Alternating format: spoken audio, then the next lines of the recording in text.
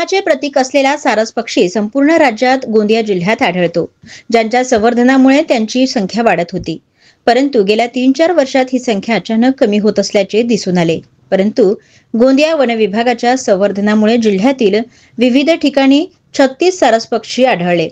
2025च्या सारस गणनेमध्ये 13 पक्ष्यांची वाढ झाली आणि गोंदिया जिल्हा पर्यटन क्षेत्रात सारस पक्षी म्हणून ओळखला जाऊ लागला, ज्यामुळे गोंदियामध्ये मोठ्या संख्येने पक्षी मित्र प्रेमाचे प्रतीक असलेल्या सारसला पाहण्यासाठी येत असतात. परंतु गेल्या काही वर्षात सारस पक्ष्यांची संख्या अचानक कमी होऊ लागली आणि त्यामुळे पक्षीप्रेमीमध्ये निराशा दिसून येत होती.